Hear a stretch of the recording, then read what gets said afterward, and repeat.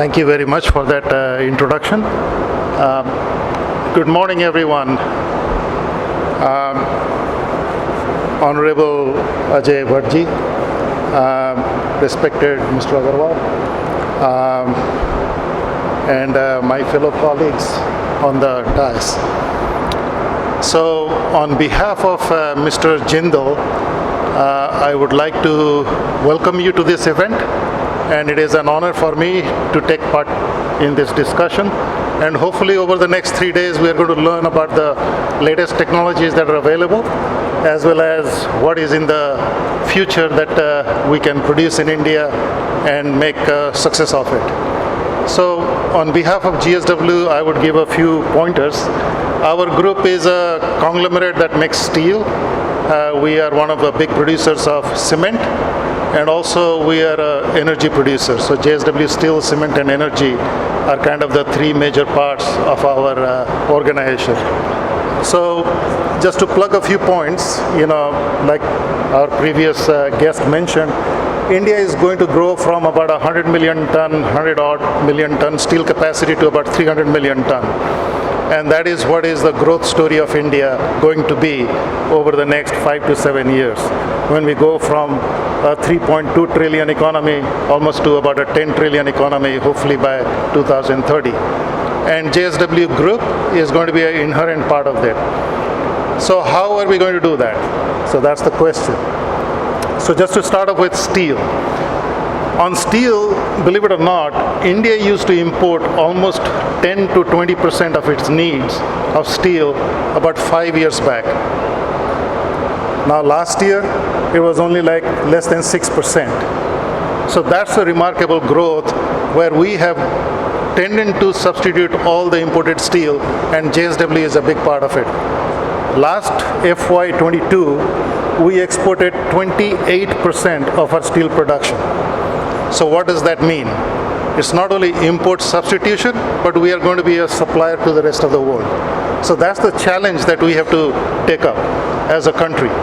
So the Prime Minister's plan, when it says by 2047 we are going to be producing 500 million tons of steel, almost 100 million tons is earmarked for export. So India is going to supply the next generation of steel to the rest of the world. But steel has been considered as a commodity product. But I'll be honest with you, the kinds of steel is also very important. 30 years back when I started my steel career, we used to import basic steel that used to go in car making, automotive cabs and things like that. Now we are the largest producer of automotive steel in India. And what I'm saying is the types of steel that used to be made that went into a car 10 years back, those don't exist anymore, because the technology in steel making is going such that the newer makes of steel, newer grades of steel in the next 10 years, nobody has seen them before. So that's the kind of technological leap that we are going to be making over the next 10 years. And JSW Steel is going to be an integral part of it. Now coming to energy. Energy, we have roughly about a 1 gigawatt right now of renewable capacity, solar, wind and hydro.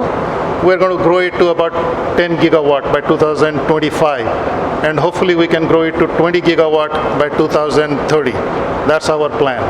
So you can imagine, so almost all our steel that is going to be manufactured currently, which is by coal and gas, is going to be substituted by complete renewables. That's our goal. By 2030, we will stop using coal for generating power. Then it comes to JSW Cement. We produce about every ton of steel we make, we produce about 600 kgs or 0.6 tons of waste, which is slag currently. Now we have plans that all of this slag is going to go into our cement making.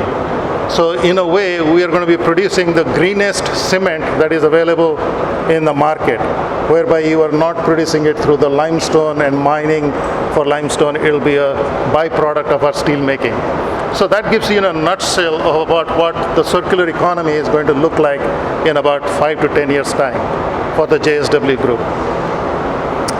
But more importantly, as the previous speaker said, it needs participation from everyone, not only the agencies, but also the government, the research institutions, private sector, public sector, and also our global partners, and that's what we mean. So JSW Steel partners with JFE Steel as a technology provider, and also we work with some of the best technologies for our downstream product to manufacture color-coated sheets and things like that.